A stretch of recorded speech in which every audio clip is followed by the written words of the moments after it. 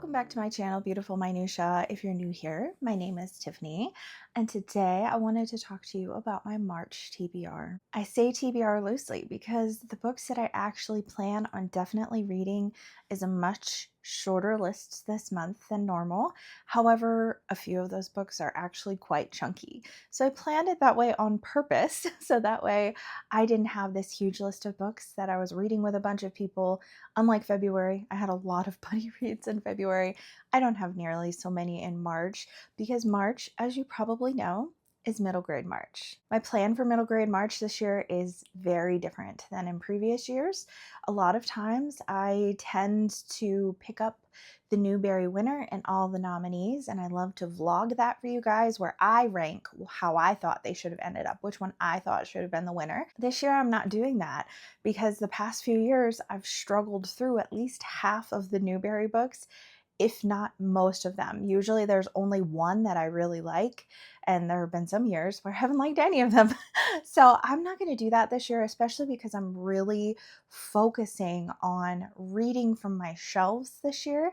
And so as a result, as I look through my shelves, there are so many middle grade books that I've had for years and I have been intending to read and just not gotten around to it.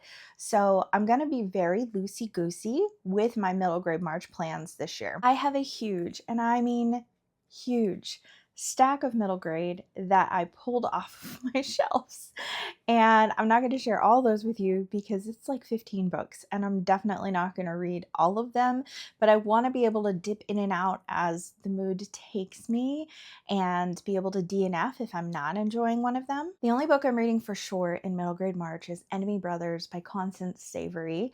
I actually don't know a whole lot about this. I know that it is a historical fiction, and that's just about it. I would guess by the title that these are maybe brothers who are fighting on opposite sides of a war. I don't have this yet on my shelves, but I'm about to because I'm about to meet up with my friend Victoria, who is also part of my Patreon. And every month I vlog a book for my patrons that's been recommended to me by one of them.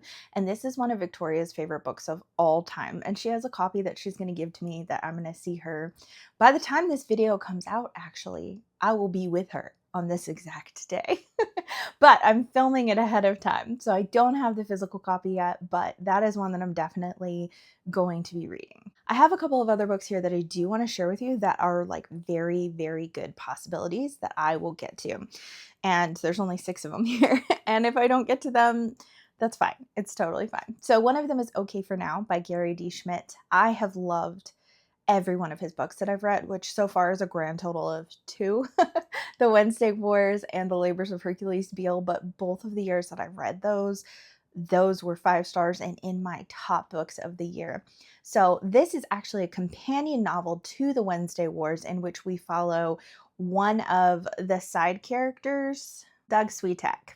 I couldn't remember his name. It's kind of, I think, a little bit of a bully, or his brother is, in the Wednesday Wars. So we're following him. I think he's moved away, so I don't think that the other characters from the Wednesday Wars really play a role in this, but again, it's more of a companion novel than a direct sequel. I also have Skellig by David Almond, which has been on my middle grade March TBR for several years. Like every year I bring it up and I'm like, I want to get to this book because I've heard wonderful things about it. And shortly after that, I found it at a thrift store and it just felt like it was perfect and meant to be and that I should pick it up. So I did, and I still have not read it. My library was getting rid of a bunch of middle grade books, and the main branch of our library, when they do that, those books end up on the free cart in the children's section of the library.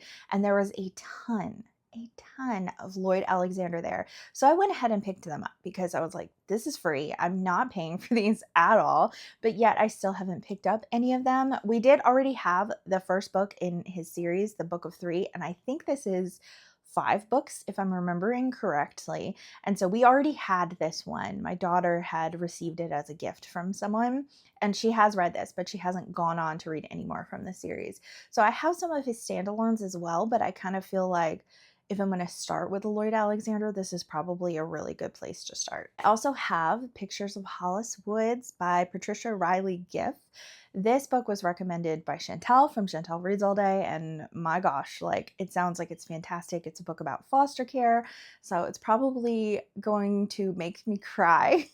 But again, it's one that I picked up at a thrift store and have had on my shelves for at least 3 years. So I really would like to pick this one up. It is also a Newbery honor. I think I mentioned in some of my plans for the year that there were a few series that I wanted to continue that have been on the back burner for like a couple of years now. And one of those is the Gregor series by Suzanne Collins.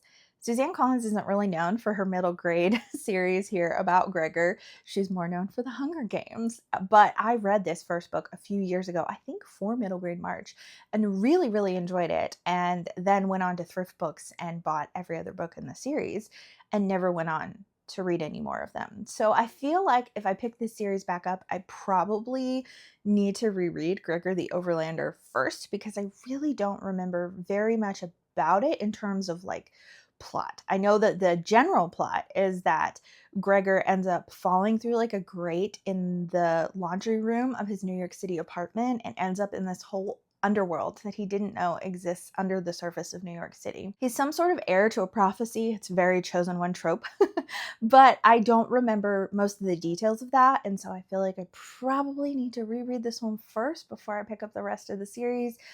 But I don't know. If you have read them, let me know whether or not I need to, because a lot of times middle grade books do a really good job of recaps at the beginning of subsequent books. And the last one that there's a really good chance of me picking up, it's partly because it's a graphic novel, so it will read shorter, but it's also one that people talk about all the time and have really, really loved. And that's When Stars Are Scattered. Again, like I said, this is a graphic novel illustrated by Victoria Jameson, but it's the story of Omar Muhammad. And I think they're refugees, like it's him and his brother in a refugee camp. The art's really beautiful, and I think that this would be a tearjerker as well. Okay, so now that we've talked about middle grade March plans, aka not plans at all for the most part, let's talk about the books that I definitely am reading during the month of March. For my in-person book club, I will be reading Theo of Golden by Alan Levi, and this book has been making the rounds lately. I'm seeing it everywhere on Bookstagram and on BookTube. It sounds like it's one of those really feel-good, emotional, relational books, which means that it has a really good chance of being very highly rated by me. I've not read any snippets of the writing, so I don't know if it's beautiful prose or not, but my understanding is that there's some sort of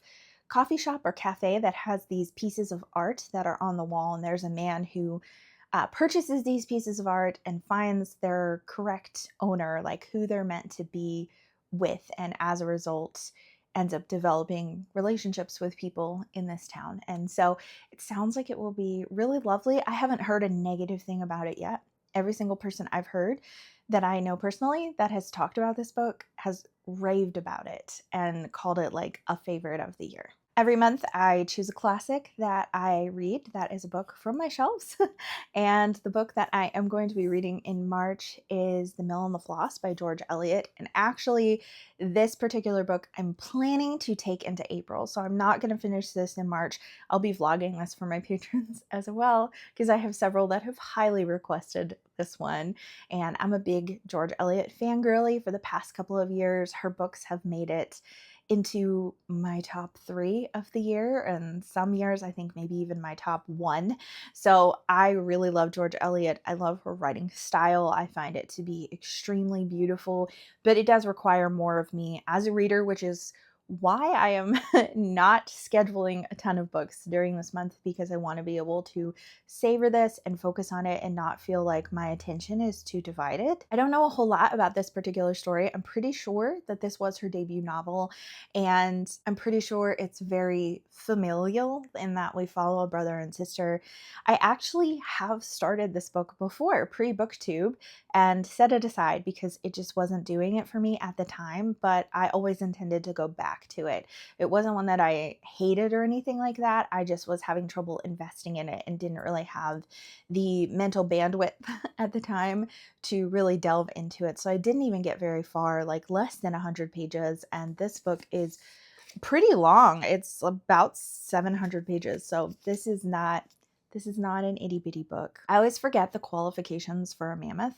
I feel like this would count for March of the Mammoths, but I thought that last year with Adam Bede, and then that one was not quite at the page count. So I don't know if this counts or not, but this, I guess, could potentially be participation in March of the Mammoths. My lovely friend Dia and I are reading a book together in March also, and look at that. Beautiful cover, right? I got this at a thrift store. We're reading Maggie Now by Betty Smith. This has a bind up of A Tree Grows in Brooklyn and Maggie Now. So Maggie Now is not as big as this looks, but Maggie Now is not really a short book either. I want to say it's 400-ish pages, something in that range, maybe more, I don't know. But I am really looking forward to reading this because I haven't really gone on to read any more Betty Smith after A Tree Grows in Brooklyn, and I really love that one. I tried another one of hers and just really didn't like it. So I'm hoping to have more success with Maggie Now. I did not read a plot synopsis or summary or anything like that. I have been burned so many times doing that for classic books. In fact, it just happened to me this year where I read a tiny blurb about Sylvia's Lovers by Elizabeth Gaskell, and the tiny blurb that I read, what was in there, didn't even happen until 3/4 of the way through the book. And I was like, this is crazy. So this doesn't have any sort of description because it's missing this dust jacket, and I am not going to go seek it out. I'm just going to enjoy it for whatever it is. And the last book that I will be reading in March, I've actually already started, and that's Golden Fool by Robin Hobb. This is book 2 in the Tawny Man trilogy, which is the third trilogy in her overarching series, Realm of the Elderlings. And I was like very excited to come back to Tawny Man because I'm reading this with my friend Whitney, and we read the Live Ship Trader series last year, which was fantastic and really good, but a very stark departure from the Farseer trilogy, which is the first trilogy where we're following Fitz and we're in kind of like this medieval setting. When we switch over to Live Ship Traders, we're following totally different characters. There's like multiple points of view as opposed to Farseer, which is told in first person from Fitz's perspective. So it has a very different feel. Plus, we are dealing with pirates and seafaring folk and merchants. And so it's just a very different feel. Still really wonderful, still fits into like all the lore and connects with the rest of the world, but it felt really different. So coming back to Tawny Man, we're back with Fitz. We're back in that first person perspective, and it's just really wonderful. It made me realize how much I missed Fitz, and so I really like him as a character. I know some people don't, but I love him and can totally and wholeheartedly invest in him. So it's wonderful to be back with him and the other characters in the bookkeep area. So I don't know what kind of plot trajectory we are following with Golden Fool, but I am here for the ride. Well, those are my reading plans for the month of March. I would love to hear from you in the comments down below. I know that there are so many great readathons happening in March. Of course, Middle Grade March and March of the Mammoths, both of which I mentioned, but I know there's March Mystery Madness, which is a huge one, but there's plenty of others as well. So I would love to hear from you if there's any particular readathons that you're excited about, that you're participating in, and what book are you the most excited to pick up in the month of March. Thank you so much for watching. If you like this video, please hit like and also subscribe so you can continue to see more bookish content from me, and I will see you again next time.